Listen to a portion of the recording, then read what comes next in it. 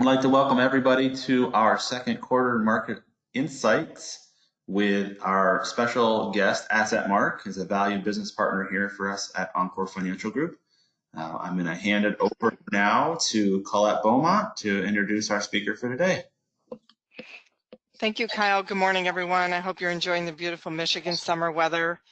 My name is Colette Beaumont, and I'm the Business Development Consultant with AssetMark, and it's my pleasure to introduce our speaker today. Kezia Samuel is our Director of Client Portfolio Management at AssetMark. Her 19 years of experience in our industry includes roles as a Senior Portfolio Strategist at Jackson National. Her expertise and commentary are instrumental in helping our community of advisors and clients make sense of the markets and the economy. She holds the designation of Chartered Investment Analyst and also will be finalizing her Chartered Financial Analyst designation Level 3 exam later this year. So it's my pleasure to introduce Kezia Samuel, who will give some market commentary and help make sense of what's going on. Thank you for joining us. Good morning, Colette. Good morning, Kyle, and good morning to all those at Encore Financial. I hope everyone is having a safe, healthy, and sane summer here in these extremely unusual times.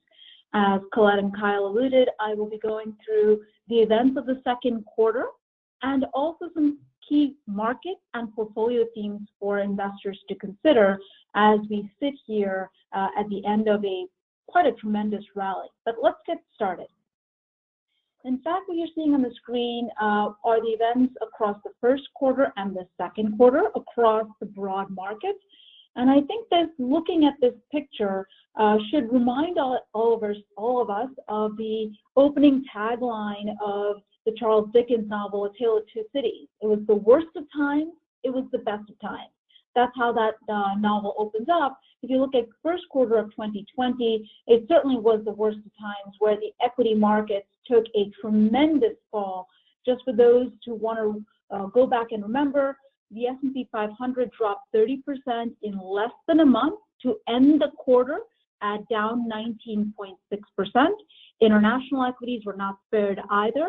In fact, they fell further than the U.S. equity markets, down 22.7 and 23, both in the developed and emerging markets. In fact, the carnage was not alone in the stock markets. We saw the carnage also roll over into the bond markets. As you can see here, international bonds and emerging market bonds also created turbulence. And then finally, what you saw here was the only thing that held up positive in the first quarter were high-quality U.S. government bonds. And this happened as a result of the Fed stepping in and providing tremendous liquidity into the marketplace. That led us to the events of the second quarter. In fact, you see here in the second quarter, it was the best of times. The U.S. equity markets rebounded sharply, using the S&P 500 was up 20.5% in Q2. International markets equally participated as well, with emerging markets outperforming its developed counterparts in Europe, up 18.2%. It was also helped by the fact that commodities found a stable ground here in the second quarter. And so emerging markets slightly behind the U.S. equity markets, but nonetheless posting strong double-digit returns. In the bond world, you'll notice that the emerging market bonds was the best performing, up 10%. Again, the lower the quality, the things that got hit the hardest in the first quarter rebounded the fastest in the second quarter as well. And hence, emerging market bonds up 10%, while you saw the higher quality bonds that provided some ballast in the first quarter were the laggards in the second quarter as risk assets rallied. That has taken the year-to-date returns in the S&P 500 through quarter end down 3.1%. Hard to believe, given everything that has unfolded, that the S&P 500 through quarter end is just down 3%. International equity markets are lagging, as you can see on the year-to-date basis. And similarly, in fact, the only thing that's positive on the year across portfolios is likely high-quality bonds driven by the Fed support in government and providing liquidity into it. But when you look into the U.S. stock market, I think this is where we start to get a bit more granularity or understanding of where that returns are coming from. Looking into the U.S. Sector style returns, let's start with the left-hand side. You'll notice in the U.S. sectors that on the quarter, we had 3 sectors post 30+% gains: consumer discretionary, technology, and energy. By the way, consumer discretionary is the home of Amazon, which is the primary driver of that sector providing such strong positive returns. But technology and consumer discretionary have been beneficiaries of all of us being stuck at home and changing how we consume, and that is what's being shown in those returns. Both of these sectors have benefited from stay at home, many of us using technology to not just work at home, but continue to shop and change our consumption habits. Energy rebounded strongly as oil prices stabilized, but you can see the rest of the sectors in comparison to the S&P 500 have trailed in comparison to its performance, not just for the quarter, but for the year to date as well. Take a look at the sector returns for the year to date.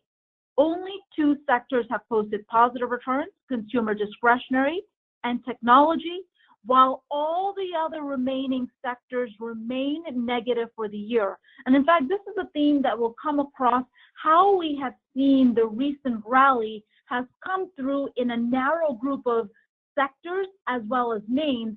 And I think here you can see that clearly that the year-to-date sector participation and returns has been extremely uneven, driven by primarily technology and technology-facing types of stocks and sectors. Looking at the size in the marketplace in the second quarter, you can see for the first time we had mid-caps and small caps. So typically, this rally has been led by the larger the stock, the more stable the stock, it has outperformed. But in the second quarter, we saw that trend reverse, and mid and small cap stocks outperformed large cap. But again, looking at the year to date, it is not even close. You can see large cap stocks have handily outperformed its mid and small cap peers. Finally, looking at the style, again, this theme has been consistent: large growth-oriented stocks. These are where the technology stocks are based, have once again led the charts here in the second quarter, and not just in the second quarter, you can see on the year-to-date, creating quite a large variation and gap, with large cap growth being positive for the year, while every other style being negative for the year, and considerably far into double-digit negative territory, depending on large value. Large value, in fact, I want to stop here for a quick second. If any of our clients own dividend-oriented stocks, large value, which often represents that category, has certainly seen quite a big variation in returns as a result that many of the large value or dividend-oriented stocks are concentrated in sectors like financials, energy, utilities. These types of sectors are the ones that typically pay higher dividends, and you can see on a year-to-date as well as the quarter, dividend-paying stocks in general have lagged in relative performance compared to a technology stock, which generally does not pay the same amount of dividends, if any dividends at all. Diving deeper into the returns themselves, you'll see that I mentioned the returns have been concentrated. And I think the chart on the left speaks volumes. What you see here is the year-to-date contribution for the returns into the S&P 500 have come from a handful of stocks. FINRA, that stands for Facebook, Apple, Netflix, Amazon, Microsoft, and Alphabet, which is the parent for Google, all technology-related companies. These 6 stocks alone on a year-to-date basis have contributed 5.35% returns for the year. In comparison, the other 494 stocks in the S&P 500 has contributed negative 8.4%, telling us that here the dominance of mega cap technology-related stocks has grown over time and has showcased the concentrated nature of the returns. But this story is not just relegated on the year-to-date. It also has shown up for a longer period of time. Now take your eye to the right-hand side where we compare the growth of basically a dollar value for the S&P 500, which is a market cap weighted index, meaning larger stocks have larger allocation in the index, in comparison to its equal weighted counterpart. Same stocks, but an equal weight. So large stocks are not a bigger component in comparison. And you can see here from the start of 2015, the divergence in an equal weighted and the market cap version. The S&P 500, the market cap, which is that green line, has outperformed in a cumulative basis 26% since 2015 relative to its equal weighted counterpart. And where do I see that? I see that in that excess return on the bottom right-hand side, which showcases a negative 26%. Over that 5-year span, we have seen this gap get wider and wider. In fact, the concentration is not just isolated in impacting the U.S. equity markets. It has also impacted performance of international equity markets as well.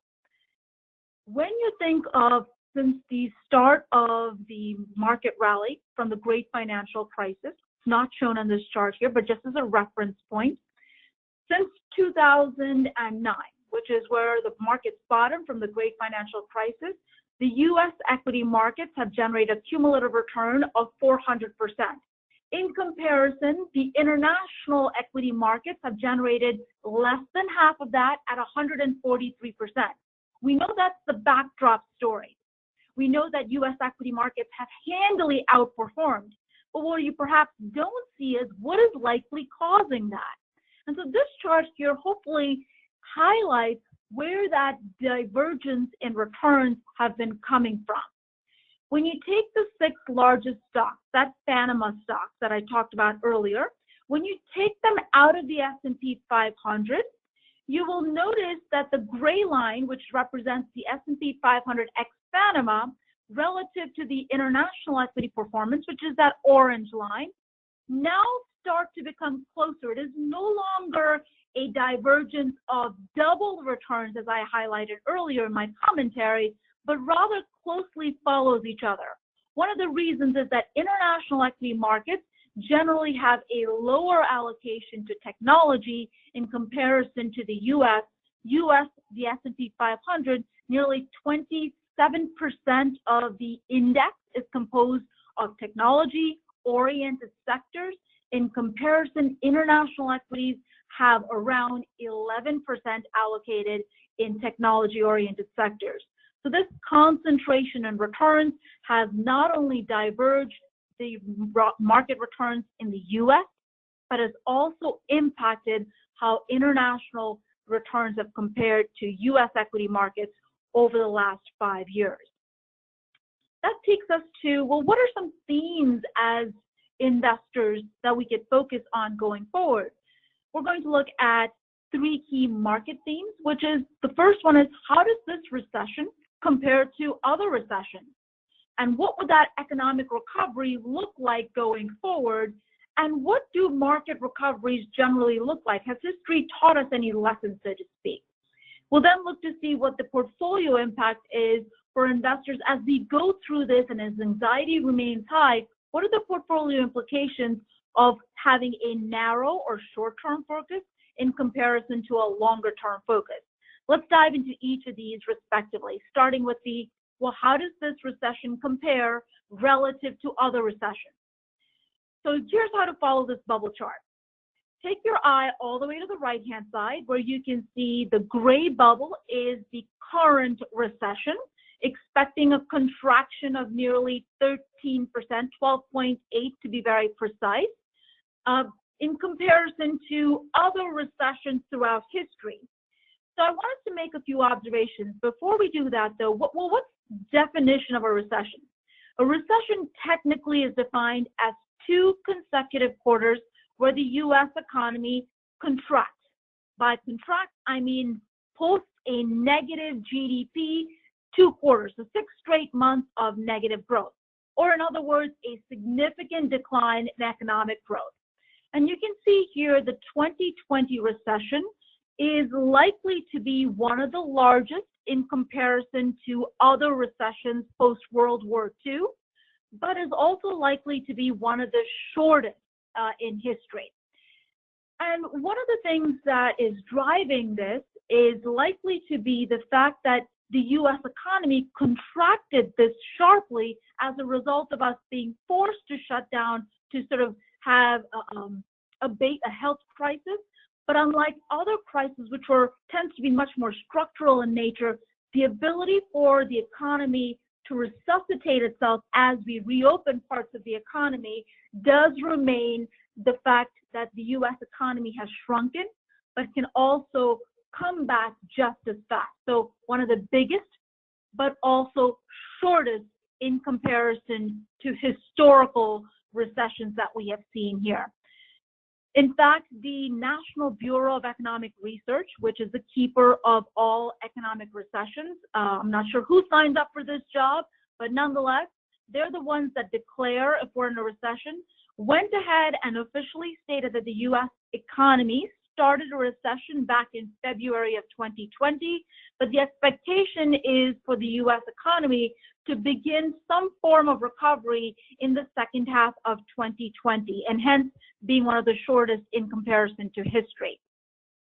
So what would this recovery look like? And I think this is where we've bandied about, and you've likely seen in some form of newspaper, media headline, all these alphabets that are being thrown out, a U, a V, a W, a Nike swoosh, a square root. What does all this mean? And here we've shown you the chart by Capital Group on what the economic recovery would potentially look like. What are the paths possible? A V is when we see the sharpest contraction and an equally sharp recovery happening in a very short span of time.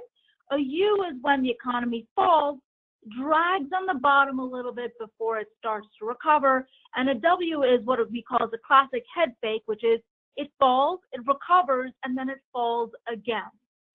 Currently, the likely shape of the recovery is more like a U-shaped recovery, given that the recovery is dependent on parts of the economy reopening. But I think in our imaginations, if we think as investors, this shutdown was forced as a result of the health crisis all of us are facing. But we can, on the other side, also imagine the recovery as parts of the economy starts to reopen. We've seen that in retail sales come back nicely. We've seen that in jobs coming back nicely as parts of the economy reopen. But it could potentially, the reason we think it's more likely to be a U is that this is unlikely to be a smooth start. The best analogy to think of the current recession is like an earthquake. You have that first big calamity that takes place, shakes up, but then there's also what we call micro shocks that occur as a result of such a exogenous shock that was seen by the environment. So these micro shocks likely will slow down the economic recovery, causing a U shape to be much more of a common or likely going forward scenario, much more so than a V. The last point that I'd like to make regarding this is when we talk about the economic recovery, this is the shape of the economy that does not necessarily tie to the shape in the market. Markets often take cue from the economic recovery and will likely have its own path in what it would look like. Currently, we've seen a V-shaped recovery in the markets, but the economic recovery is likely more to be a U-shape given the fits and starts, as I mentioned, in the economy.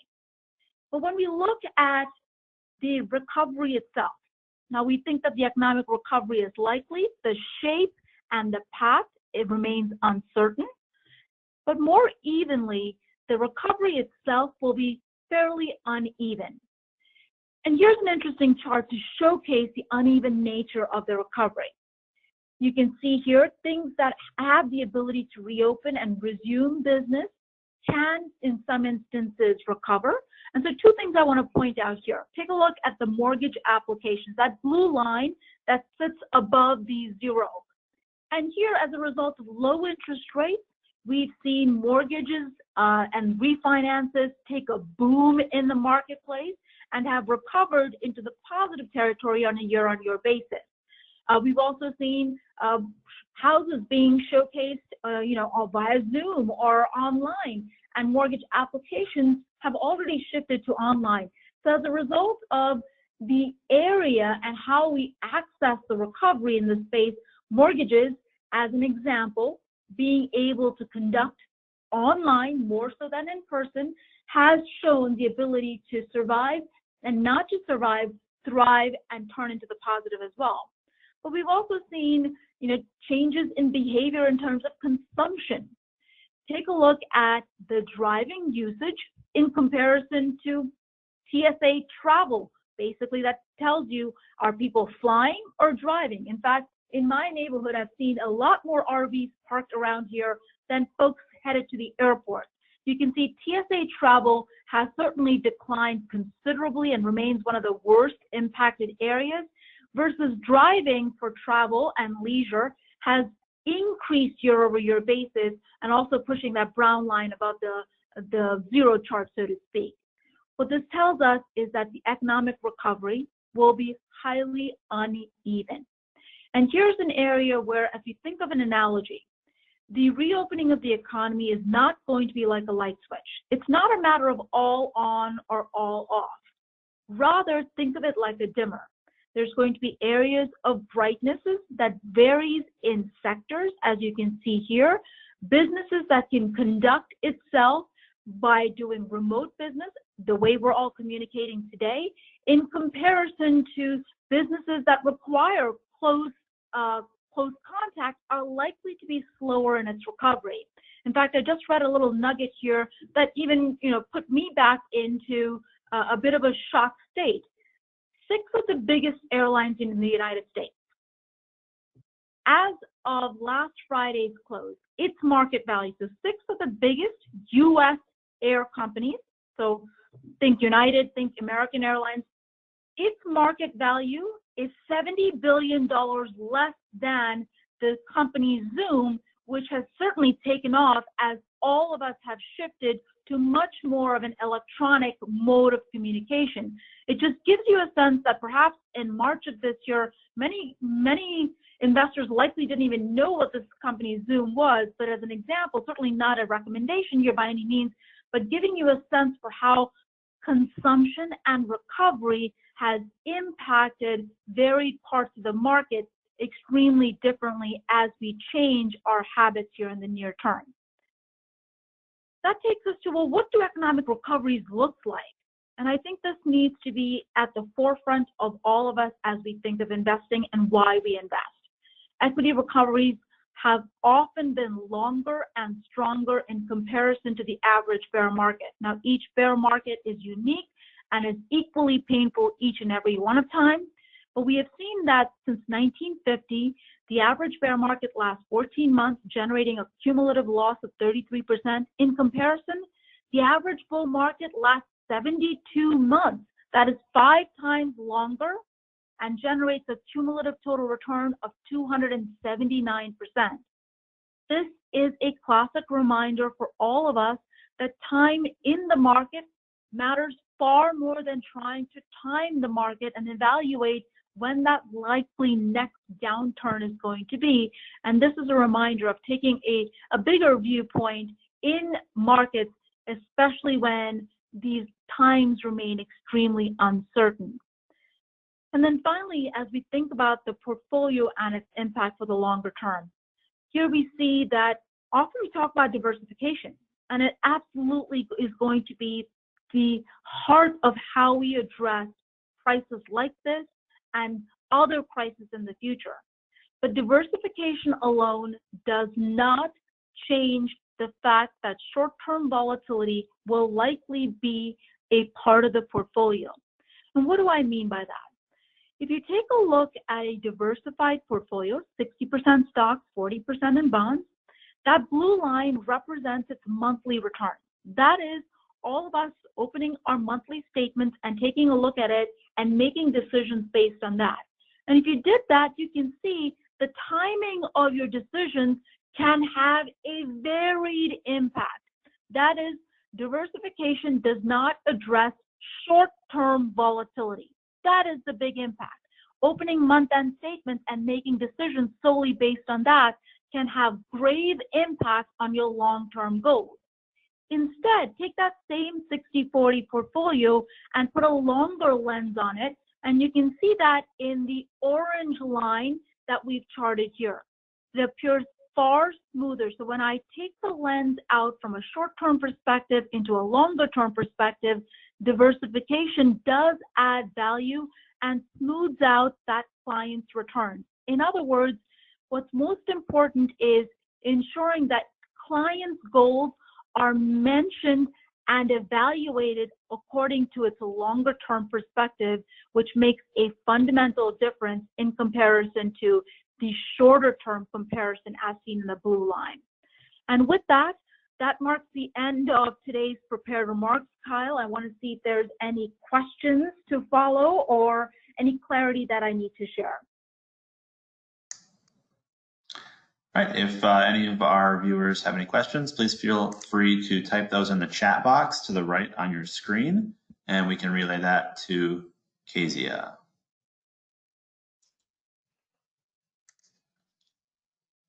And we'll give everybody just a moment to submit any questions if you have any.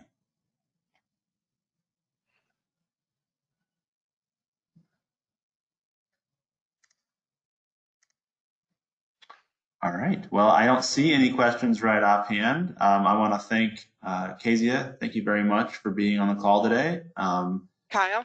Colette as well. Yes, Colette. Hello, thank you so much. Thank you, Kezia. I do have a quick question. You had mentioned, more of a U-shaped recovery, and I was just curious if you have any predictions on GDP and growth or any estimates around that data that you shared. Yeah, so the current prediction is we saw Q1 contract by 5%. Expectation for Q2 is a contraction of nearly 25 to 30%, remains fairly varied, just given how deep and all the businesses were shut. So Q2 is a double-digit contraction. Q3 expectation is to be essentially somewhere in that positive single-digit up, so 7 to 8 is the estimate. And Q4 and Q1 of 2021 is where we start to see double-digit recovery. A lot of this is dependent on the nature in terms of how we handle the virus and the shutdown. The longer we have to take the shutdown, likely the numbers that I shared are to be pushed further out. So instead of starting the recovery in Q3 at that single-digit return, likely you're going to see that being pushed to Q4 and Q1 and Q2 of 2021. Excellent. Thank you so much. I know I'll just make a quick final comment. I know that we work with many of you, and of course, please consider us a resource.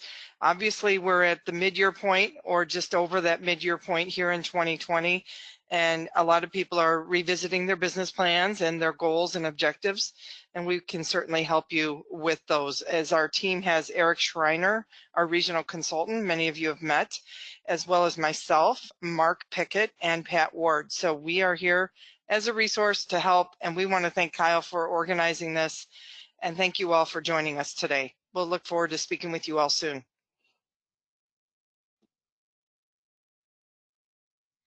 Thank you, everybody, for attending. Have a great day.